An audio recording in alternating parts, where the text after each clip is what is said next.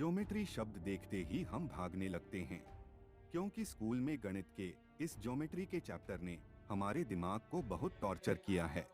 लेकिन यह टॉर्चर नहीं होता अगर हमें वैदिक तरीके से गणित और ज्योमेट्री सिखाया जाता।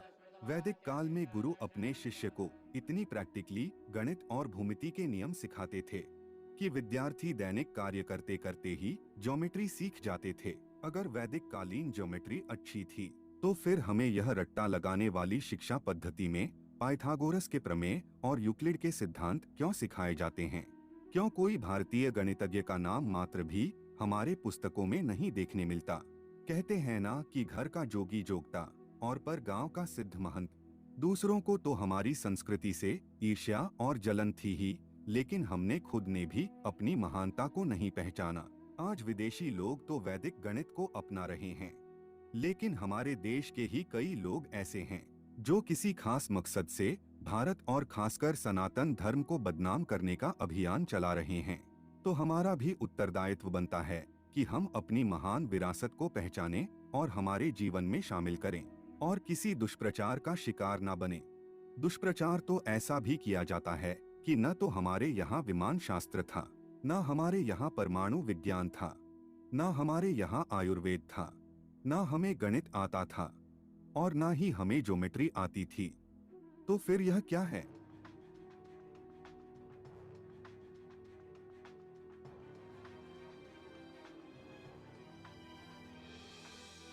क्या ऐसी आकृतियां और ऐसे बड़े बड़े अद्भुत स्थापत्य बिना गणित के और बिना ज्योमेट्री के क्या संभव है? क्या इन्हें जादू से बनाया गया था? इस जादूगरी को करने के लिए हमें उच्च कोटि की ज्योमेट्री का ज्ञान होना जरूरी है, जो हमारे वैदिक ऋषि मुनियों के पास था। और ज्योमेट्री को शुल्बसूत्र कहा जाता था। वैदिक काल में ज्योमेट्री हमें कई क्षेत्रों में देखने मिलती है। इनमें से पहला है कल्पशास्त्र, यानी कि यज्ञ निर्माण कला, जिसमें हमें ज्योमेट्री मिलती है। दूसरा है ज्योतिष विज्ञान, इसमें भी हमें ज्योमेट्री देखने मिलती है। तीसरा है वास्तुशास्त्र और शिल्प शास्त्र, यह भी ज्योमेट्री से भरपूर है। और चौथा है श्री विद्या। यह श्री विद्या तंत्र का एक ऐसा प्रकार है जिसमें ज्योमेट्री का उपयोग कर यंत्रों का निर्माण किया जाता था। तो आइए जानते हैं कैसी थी वैदिक कालीन ज्योमेट्री। वैदिक काल में सिर्फ ऋषि मुनि ही नहीं, लेकिन ब्राह्मण, कलाकार और कारीगर भी ज्योमेट्री में निष्णांत थे। और इनकी यह विद्वत्ता हमें कल्पशास्त्र में देखने मिलती है। यह कल्पशास्त्र यज्ञ का विज्ञान है। इस कल्प शास्त्र के दो विभाग है। पहला है श्रोत सूत्र, जिसमें यज्ञ में बोले जाने वाले मंत्रों का दिशा निर्देश है, जो अनुष्ठान में बहुत उपयोगी है। और दूसरा विभाग है शुल्ब शास्त्र, जिसमें यज्ञ और यज्ञ वेदी की तैयारी के बारे में है, और यह ज्योमेट्री के लिए बहुत ही महत्वपूर्ण है। शुल्ब सूत्र का अर्थ है शुल्ब यानी कि रस्सी और सूत्र यानी कि सिद्धांत या नियम। और यह सिद्धांत यज्ञ की वेदी बनाने के लिए बहुत महत्वपूर्ण थे। प्राचीन समय में नाप लेने के लिए रस्सी का उपयोग किया जाता था। आज उस रस्सी ने आधुनिक रूप ले लिया तो वह बन गई मेजर टेप। अब हम आपको एक अग्निवेदी दिखाते हैं। इस अग्निवेदी में 3 वेदियां होती है, एक वर्गाकार, दूसरी वृत्ताकार और तीसरी अर्धवृत्ताकार। इस अग्निवेदी में सबसे दिलचस्प बात यह है कि इन यज्ञ कुंडों का आकार वर्गाकार, वृत्ताकार और अर्धवृत्ताकार है, लेकिन उनका क्षेत्रफल एक समान है।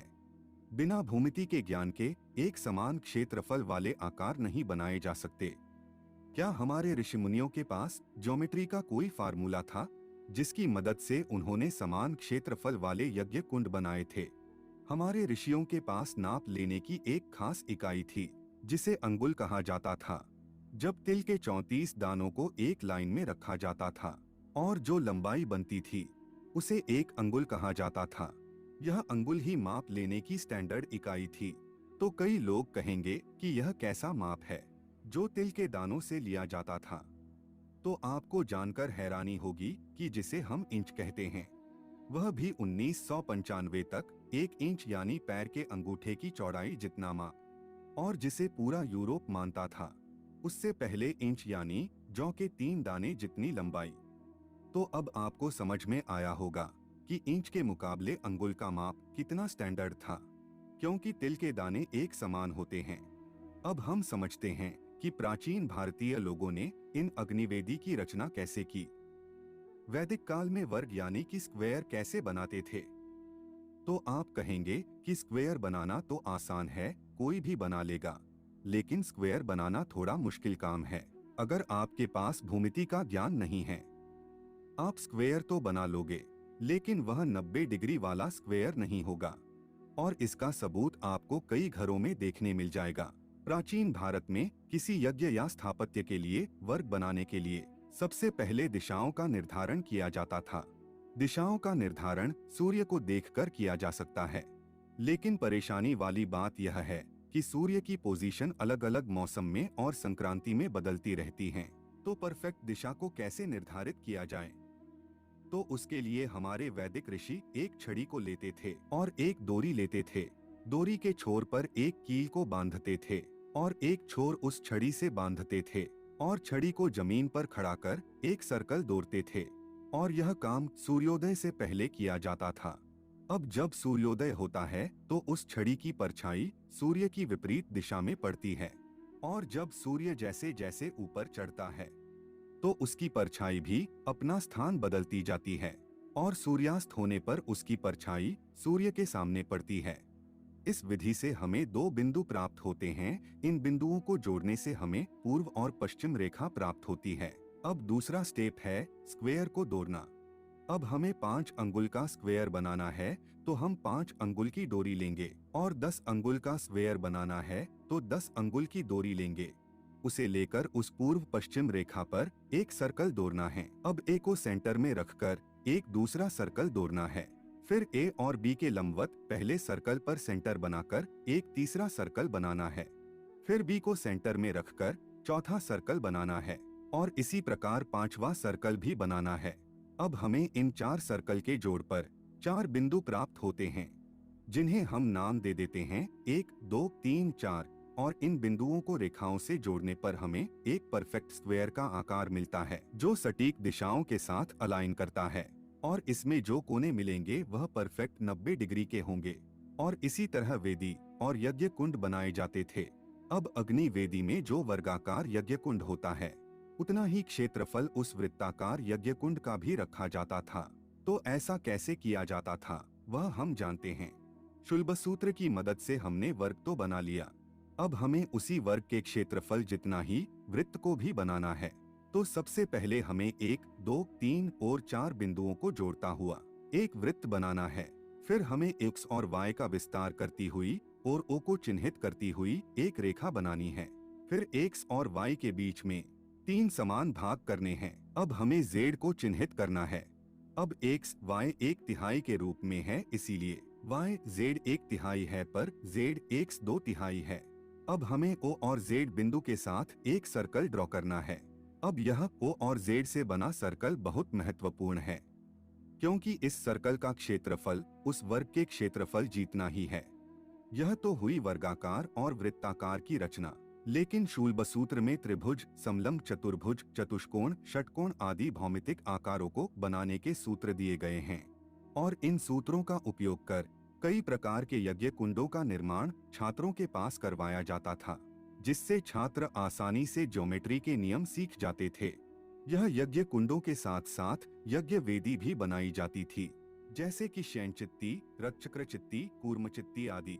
यज्ञ कुंड और यज्ञ चित्ती का निर्माण करते करते छात्र पाई के बारे में भी जानकारी प्राप्त करते थे और पाइथागोरस का प्रमेय भी सीख जाते थे। तो कई लोग कहेंगे कि पाई का मूल्य और पाइथागोरस का प्रमेय तो पश्चिमी गणितज्ञों की देन है। वैदिक काल में यह कैसे हो सकता है? तो हम आपको बता दें कि हमारे ऋषि पाई के मूल्य से भलीभांति अवगत थे। पाई एक गणितीय नियतांक है।